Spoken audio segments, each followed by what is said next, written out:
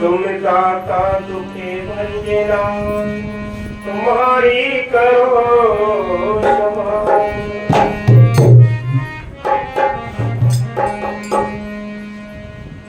मेरे सतगुरु जी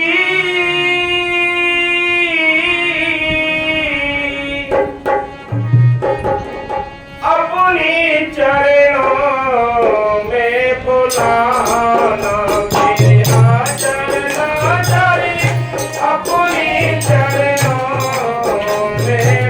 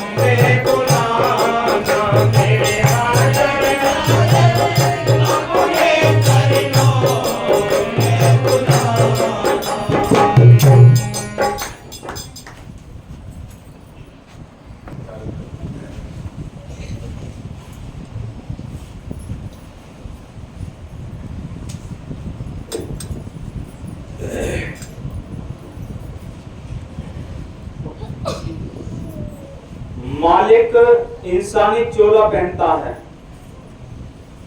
मालिक या सतगुरु सर्व गुणों का भंडार है। वह सर्व व्यापक है। सर्व व्यापक होते हुए भी किसी को गुप्त रूप से शिक्षा नहीं देता। अपने गुणों का खजाना वह किसी इंसान के अंदर बैठकर ही बांटता है। उदाहरण या वेदक या डॉक्टरी की विद्या किसी इंसान के अंदर बैठकर ही सिखाता है और इंसान के अंदर बैठकर ही हमारी बीमारियों का इलाज करता है।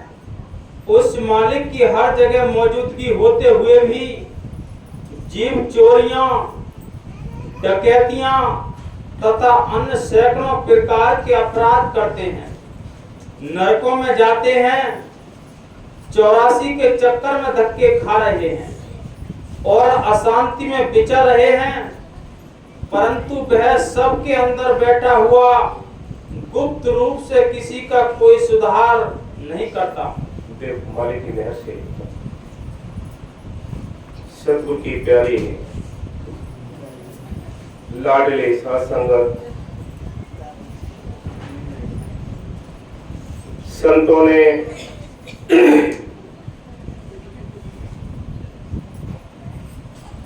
हमेशा ही हर एक युगों में आकर समझाया है, जगाया है कि ऐ जीव, तेरा ये देश नहीं, तेरा देश कोई और है जिस देश से तू यहाँ वादा करके आया है। संत हमेशा ही आते रहे हैं, पहले भी आए हैं, आज भी हैं, आगे भी आएंगे। ये भेद केवल संतों से ही मिलता है कि हम यहाँ कौन सी दुनिया में फंसे पड़े हैं। मालिक जानता है या वो जागी हुई आत्मा जानती है जिसको यहाँ 84 लाख जूनियों के दुख और ठोकरें मिलती हैं। ऐसे ही मालिक की मेहर से संतों ने लिखा है कि जिस आत्मा को होश आता है, जिस आत्मा को अपने घर जाने का बोध हो जाता है कि ये मैं पराये देश में फंसी पड़ी हूं, ये अपना देश नहीं, ये अपना घर नहीं, तो वो आत्मा है उस पर चिंतन करती है। उस पर चिंतन क्या करती है कि क्या कोई और देश है। ऐसे ही संतों ने आकर हर एक युगों में नाम का ढिंढोरा पीटा है, प्रेम की बाजार लगाई है कि चलो भी अपने घर चलो, ये तुम्हारा देश नहीं है, सुख की नगरी नहीं है। सुख की नगरी इस त्रिलोकी के पार है। इसलिए संतों ने आकर, रविदास जी भी कहते हैं कि बेगमपुरा शहर को नाम के बेगमपुरा है, जिस शहर से, जिस गांव से मैं तुम्हें समझाने आया हूं, खाना खाने की, पीने की कोई चिंता नहीं है। इसलिए मैं मालिक के हुक्म से आया हूं, समझाने के लिए आया हूं, चलो अपने घर चलो, ये काल की नगरी है, यहाँ कोई भी जीव सुखी नहीं है। तब नर सुखिया कोई ना देखा, जो देखा सो दुखिया हो। उदय हस्त की बात कहते हो, सबका किया विवेक आओ, कि सारा विवेक करके देख लिया है कि यहाँ कोई भी जीव सुखी नहीं है। सारे ही दुखी है, कोई तन से दुखी है, कोई मन से दुखी है, कोई धन से दुखी है, कोई निर्धन दुखी है, सारी दुनिया का बेहाल है। इसलिए संत आके हमें सुख की वो रास्ता बताने के लिए आते हैं, इस रास्ते पर चल के अपने उस परम सुख के लिए प्राप्त करो। तब आत्मा को होश आता है, वो भी सबके लिए नहीं, कोई भाग्यशाली आत्मा जाती है। भाग्यशाली आत्मा ही अपने घर जाने के लिए चिंतन करती है। तो आत्मा कहती है, प्रीता मुझे अपने चरणों में बुलाना, यह काल की नगरी है, या कोई भी जीव सुखी नहीं है। मेरा हाल बेहाल होता है, ये 84 लाख जूनियों के दुख झेलते झेलते नाक में दम आ गया। और ये संतों ने लिखा है कि लग 84 खत्म हुई ना, कोट कलप चार गए, नाक में दम आ गया, मरते मरते हार गए। कि रोज मरना रोज जीना ये सिलसिला समाप्त नहीं होता। आत्मा अपने घर चलने के लिए मालिक से बेनती करती है कि मालिक मुझे अपने देश बुला लो, ये काल की नगरी है, यहाँ कोई भी जीव सुखी नहीं है। जिनको देखोगे उनसे उम्मीदें टूट जाती हैं, जिन पर उम्मीदें लगाई हैं। शुरुआत होती है बच्चे की भूखे होते शादी से, पालते पालते उनको और हिस्सा बंटवारे करते करते उनके साथ ब्याह करते करते कोठे बंगले बनाते बनाते सारी जिंदगी गुजर जाती है, अपने घर जाने की किसी को चिंता नहीं, सारे बेहोश पड़े हैं। संत कहते हैं सबकी मत मार रखी है काल ने, किसी को अपने घर जाने का होश नहीं आता। जिससे पूछो हम सुखी हैं, जिससे पूछो मौज आ रही है, चाहे कितना ही दुख हो, लेकिन वो सुख कहीं और है, वो राम नाम का सुख कहीं और है। जिनके पाने के लिए उस सुख के पाने के लिए बड़े बड़े राजा महाराजाओं ने अपनी फौज फर्रा छोड़ दी, धन दौलत के यानी भंडार छोड़ दिए, सारा कुछ पसारा छोड़कर फकीरी लेकर संतों की शरण में रहकर नाम जप के वो शांति प्राप्त की, वो सुख प्राप्त किया है। हम ये बाहर के सुखों में उस सुख को तलाश करते हैं, ये बाहर के सुखों में वो सुख नहीं है। फिर भी वो मालिक दया करता है, क्या कहता है वो कहता है तुम इन सब के साथ रहो, इन सब के बीच में रहते हुए अपना असली काम करने की चिंता करो।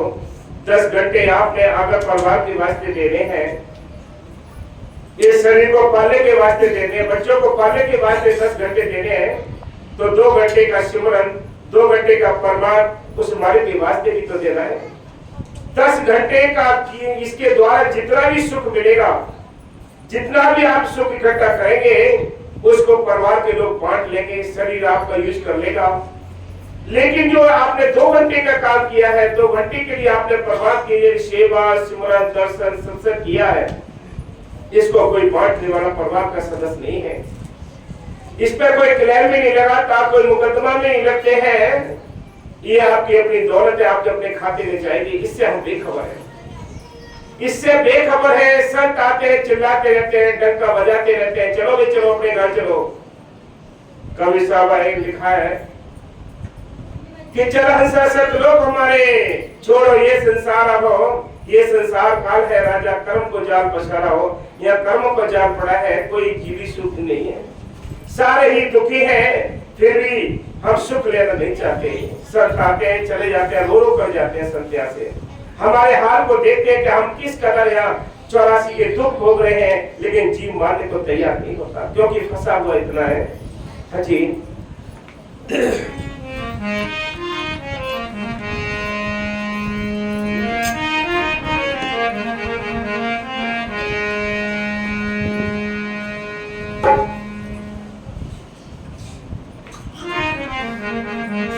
मेरे सती गुरु जी अपने चरणों में बुलाना, मेरे हाजर हो गए अपने चरणों में बुलाना।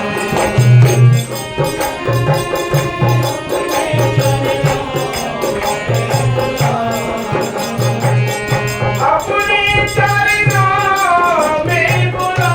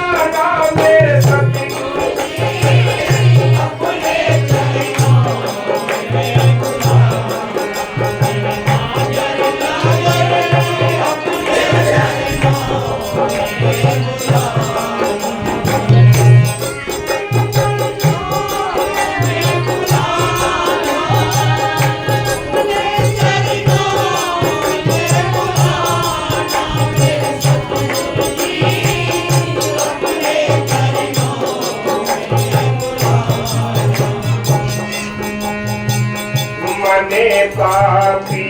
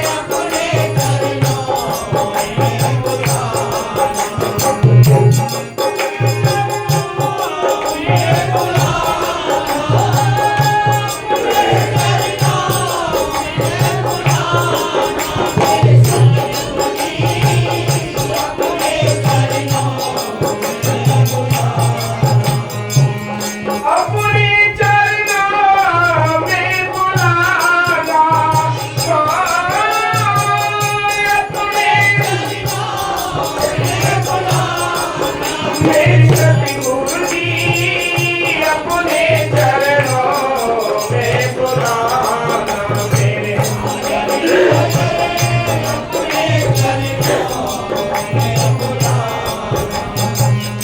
मैं भूली आत्मा कोई रास्ता बतावे मैं भूली आत्मा कोई रास्ता परम संत मिले मेरे पिया से मिलावे परम संत मिले मेरे पिया से मिलावे मैं देखूंगी मैं सीधीवाना मेरे सतगुरु जी अपने चरणों में बुलाना मेरा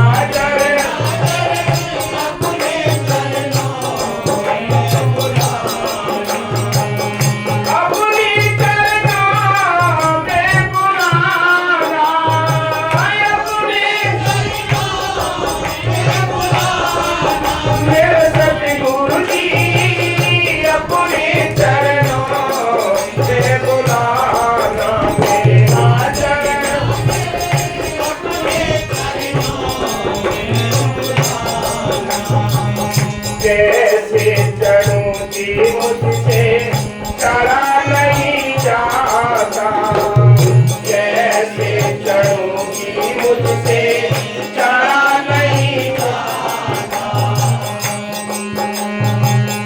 जिलेड़ा दबा है मुझसे खोला नहीं जाता जिलेड़ा दबा है मुझसे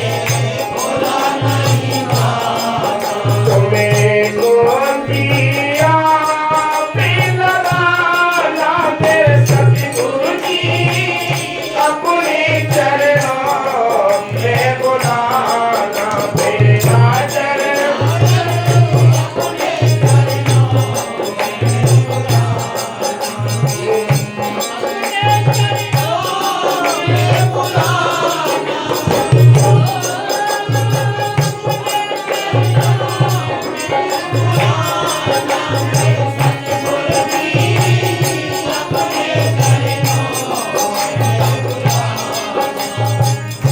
आशीष से माँ सूखी जबरे हैं आशीष से माँ सूखी जबरे हैं मेरे हाल की तुझको खबर है मेरे हाल की तुझको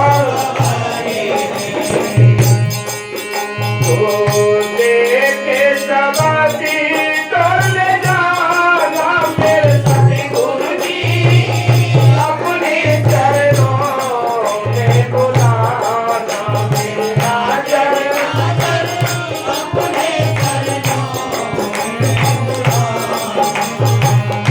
अपने चरणों में बुलाना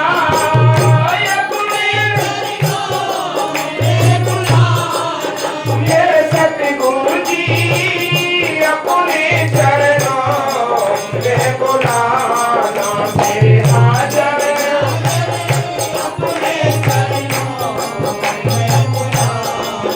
ओ धर्म दासे की काशी बुझा दे धर्म दासे की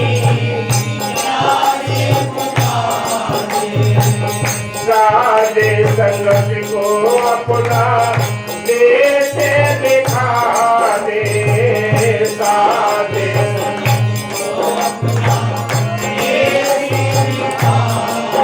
जहाँ बसे सेवाधारी मस्ताना मेरे सतगुरु जी अपने चरणों में बुलाना मेरा चरण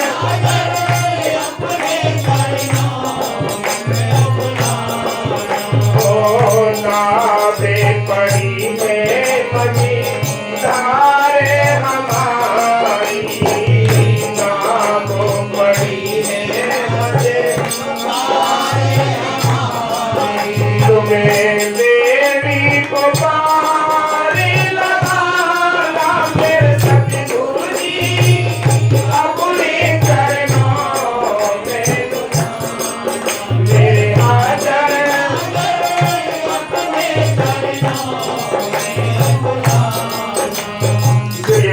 में से जिन आत्माओं को होश आता है कि हम यहाँ पराये देश में फंसे पड़े हैं, उनको अपने घर जाने की चिंता होती है, वो जागे हुए होते हैं, वो सेवा सिमरन दर्शन सत्संग करके अपने रास्ते को जल्दी तय करना चाहते हैं। इसलिए संत कहते हैं कि मालिक की मेहर से, फिर जिन पर मालिक की मेहर होती है, जिन पर उसे दूरदर्शी से हुक्म आता है, उनको ये भक्ति करने का शौक लगता है। बाकी किसी को ये शौक नहीं लगता। परिवार में कितने सदस्य होते हैं, सबको शौक नहीं लगता, सबको स्मरण करने का शौक नहीं लगता, सबको सेवा करने का शौक नहीं लगता। जिन पर वो मालिक स्वयं मेहर करता है, उनको ये शौक लगता है, वो अपने घर जाने के लिए तैयारी करते हैं। सारी दुनिया सोई पड़ी है, स्वार्थ की सबको चादर ऐसे काल में उड़ा रखी है कि कोई उस चादर को उठाकर देखता नहीं परमात्मा की ओर को। इसलिए संत कहते हैं, संत तो हमेशा ही जगाने के लिए आते रहे हैं, पहले भी आए हैं, आज भी हैं, आगे भी आएंगे। बिना संतों के, बिना नाम के कोई अपने घर वापस नहीं गया है। संत हमारे एक राहगीर होते हैं, इस रास्ते पर हमें अपने साथ अवसर रखते हुए भी अपने घर ले जाने की कोशिश करते हैं। संतों ने हमेशा ही उन तड़पते हुए जीवों को जगाया है, जो हकीकत में भक्ति करना चाहते हैं, उनको राहदारी बख्शने के लिए आते हैं। आज बाबा वकील साहब जी को देखो कि सारे संसार की चिंता करते हुए, भजन सिमरन कराते हुए विश्व रिकॉर्ड बनाया है। विश्व रिकॉर्ड बनाकर मालिक की मेहर से आप देखो कि अपना सारा रूहों का बोझ भी अपने सिर पे रखते हैं संत, और हमें सुख देना चाहते हैं। वो हमारे लिए सुख देने के लिए आते हैं। इसलिए संत कहते हैं कि जो उनके वचन मानता है, जो उनके वचनों पर अमल करता है, वो अपने सुख की प्राप्ति कर लेता है। बाकी सारी दुनिया ठोकर खाती रहती है, किसी को होश ही नहीं है, किसी को बताए सारे ही नाराज रहते हैं। अपना काम किसी को होश नहीं आता। कभी हमारा अपना काम क्या है। बाबा मस्ताना जी एक बार चौबारे पर बैठे थे, सामने से गांव का प्रेमी गुजरते जा रहा, उसको बुलाया, कहा कि इसको बुलाओ। उससे कहा कि भाई तू कल सेवा में क्यों नहीं आया। बोला साईं जी मेरे घर का काम बहुत था। बाबा जी हंसे और बोले कि देखो भाई, जो असली इसके घर का काम है उसको ये पराया बताता है, जो इसका पराया काम है उसको ये असली अपना बताता है। ये मत मार रखी है काल में, ऐसा बोझा सिर पर डाल रखा है कि किसी को होश नहीं है, ना हुक्म की होश है, ना सेवा की होश है। जिनको होश है वो मालिक की अपनाई हुए हैं। बाकी पता नहीं कितना टाइम लगेगा। ये मोहरे तो लगे हैं, लेकिन इनको पता नहीं है कि आप ये सोचे ये तो रद्दी खाने में फाइलें पड़ जाती है, पता नहीं कब निकलेंगी। जिनको चिंता है सत्संग की, जिनको चिंता है सेवा की, याद रखो उनका केस चल रहा है, पेशी पड़ रही है, एक दिन जजमेंट जरूर हो जाएगा।